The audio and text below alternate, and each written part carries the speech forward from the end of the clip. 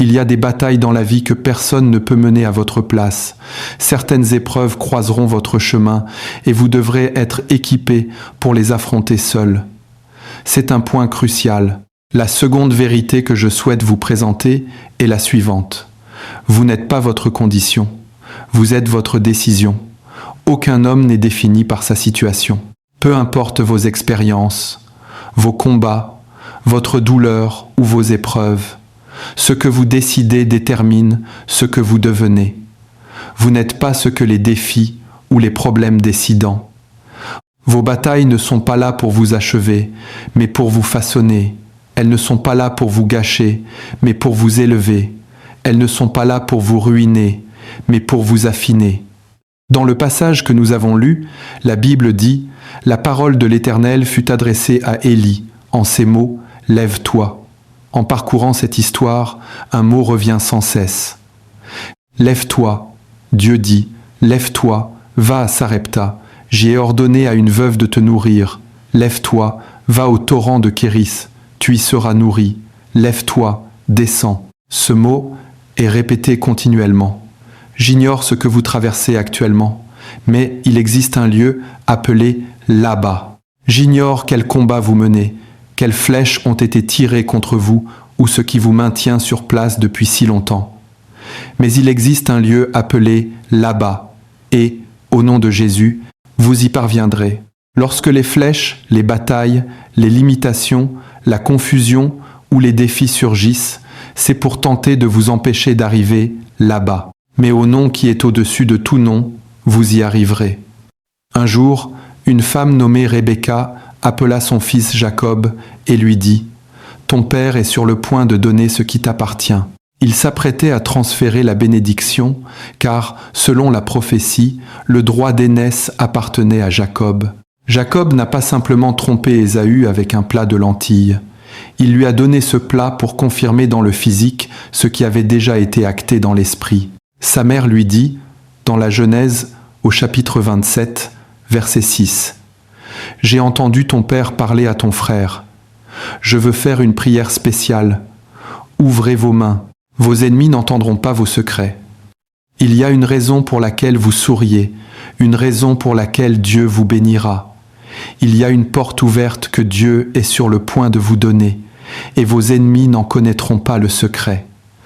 Écoutez bien, il existe des puissances et des forces qui ne se soucient pas de votre situation actuelle. Ce qui les préoccupe, c'est votre destination. Elles enquêtent pour savoir ce que vous allez devenir. Prenez Balaam et Balak. Balak essayait d'arrêter ce qu'Israël allait devenir. Il ne s'intéressait pas à leur présent, mais à leur futur, et c'était un secret. La Bible dit dans Daniel au chapitre 6, versets 3 et 4. Daniel surpassait les autres ministres parce qu'il y avait en lui un esprit supérieur. Le roi pensait en lui-même, « Je vais élever Daniel ».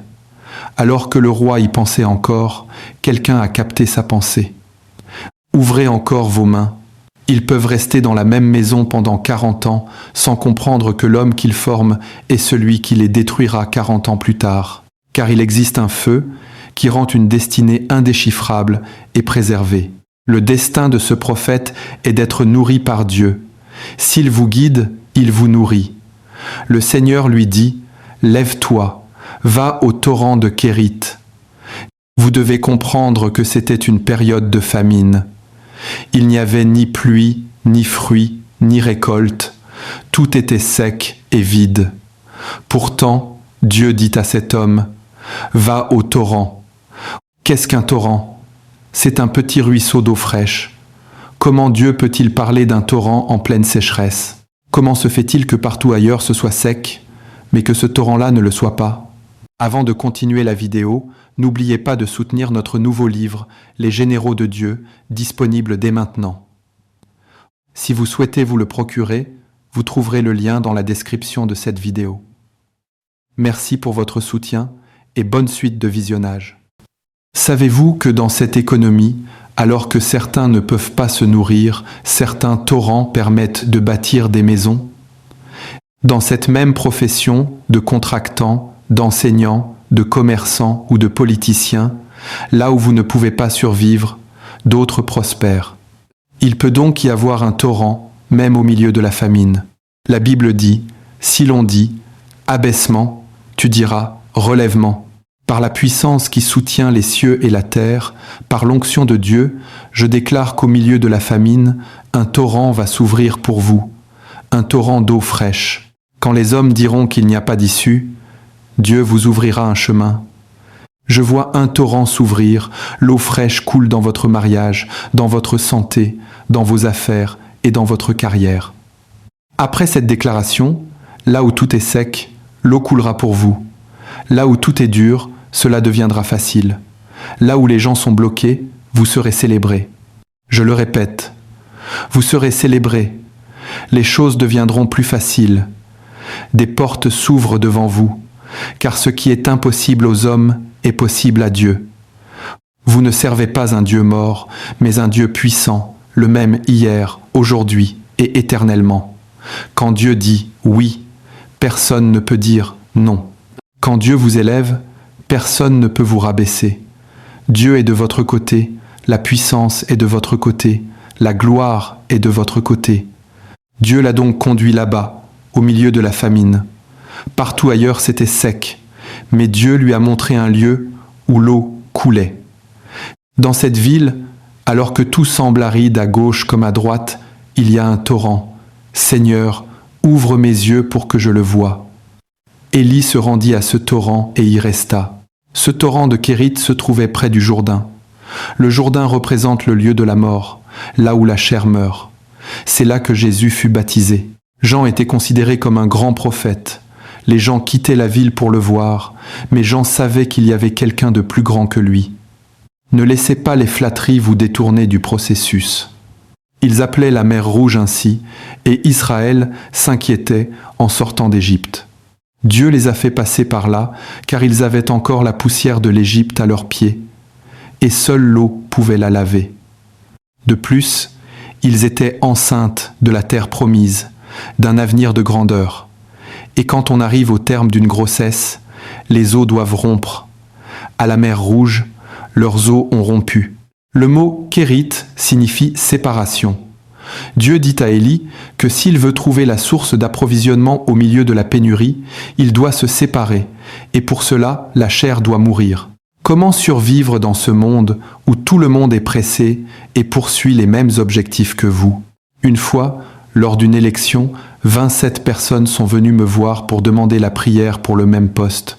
Tous étaient certains de l'obtenir. Il faut que Dieu vous ouvre les yeux pour voir ce que l'œil naturel ne peut voir. Il y a 3 semaines, un jeune homme m'a dit qu'il voulait se marier. Je lui ai demandé de m'amener la demoiselle sans lui dire qu'elle venait me voir. Arrivée à destination, lorsqu'elle a compris qu'ils allaient voir l'apôtre, elle a refusé de sortir de la voiture, hurlant qu'elle ne voulait pas y aller car elle savait que je verrais la vérité. Elle a fini par confesser des choses qui ont fait trembler le jeune homme. Si vous reproduisez le mode de vie de vos parents, c'est parce qu'il y a des choses que vous ne voyez pas. Élie s'est assis sous un arbre et a dit « Je ne suis pas meilleur que mes pères ». Dans les Écritures, quand on ne mentionne pas le nom du père, cela signifie souvent qu'ils sont morts jeunes. Il disait « Je ne suis pas meilleur que mes pères qui sont morts prématurément, alors prends ma vie ». Il disait cela sous un arbre, là où l'on se pend. Si vos yeux ne sont pas ouverts pour comprendre pourquoi les autres membres de votre famille en sont là, vous marcherez dans leurs pas. Mais aujourd'hui, je décrète que vous ne ferez pas les mêmes erreurs que vos frères, vos sœurs ou vos aînés. Votre cas est différent. Pour jouir des merveilles de la provision divine, vous devez comprendre la loi de la contradiction. Si vous êtes dans un endroit où tout fonctionne, vous n'avez pas besoin de la provision miraculeuse de Dieu. Si vous avez de la famille à l'étranger qui vous envoie de l'argent pour bâtir une maison, ce n'est pas un témoignage exceptionnel. Le vrai témoignage, c'est de bâtir sans aucun soutien visible.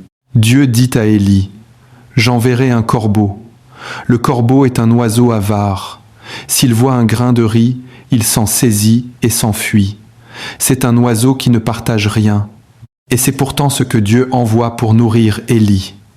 Dieu est sur le point d'envoyer un homme qui refuse d'habitude d'aider les autres pour vous aider, vous.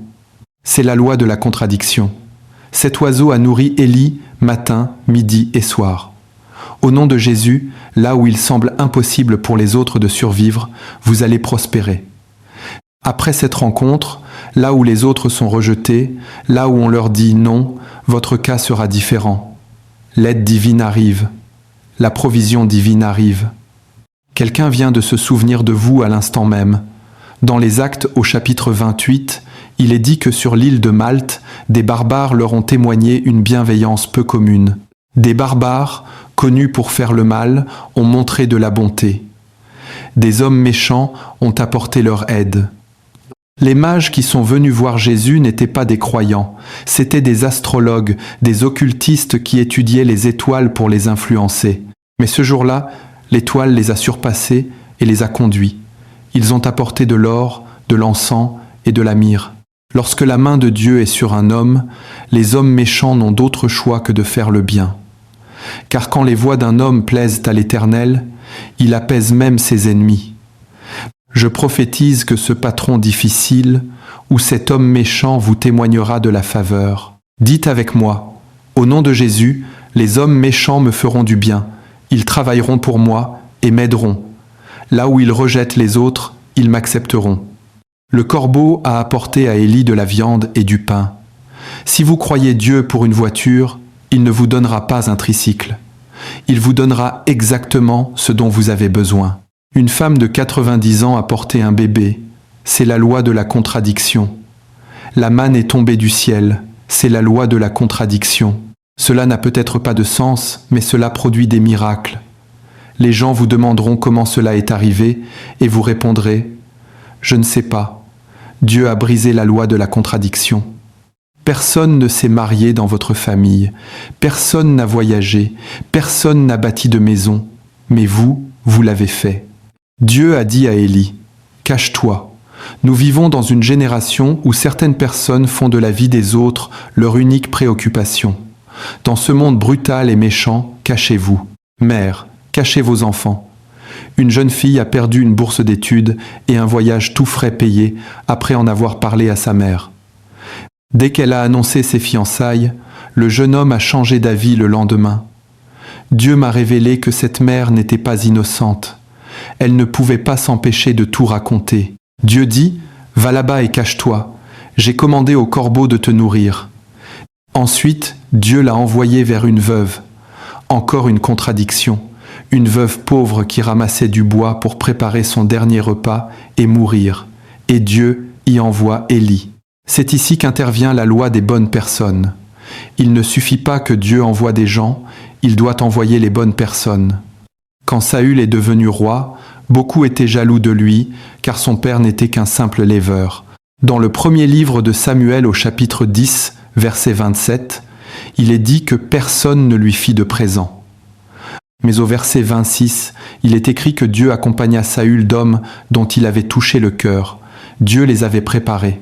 Au nom de Jésus, que le ciel vous donne des hommes et des femmes que Dieu a préparés pour vous. Que ce soit pour vos finances, votre emploi, votre carrière ou votre santé, Dieu amènera des personnes prêtes à vous faire avancer, à vous élever et à vous propulser. Je prophétise sur vous et sur votre famille. Dieu suscitera des hommes et des femmes préparés pour vous favoriser, vous aider et vous distinguer. Recevez cela maintenant. Vous êtes un champion pour avoir suivi ce message jusqu'au bout. Merci. Si vous avez été béni, manifestez-le. N'oubliez jamais qu'un vainqueur n'abandonne jamais et que celui qui abandonne ne gagne jamais. Oui, vous le pouvez. Merci d'avoir regardé la vidéo. N'oubliez pas que vous pouvez soutenir la chaîne tout en découvrant encore plus de contenu intéressant. Si vous aimez ce que nous partageons ici, n'hésitez pas à acheter notre livre disponible dès maintenant. C'est une excellente façon de nous encourager et de nous aider à continuer à produire davantage de vidéos de qualité. Vous trouverez le lien du livre dans la description juste en dessous. Merci beaucoup pour votre soutien. Soyez bénis.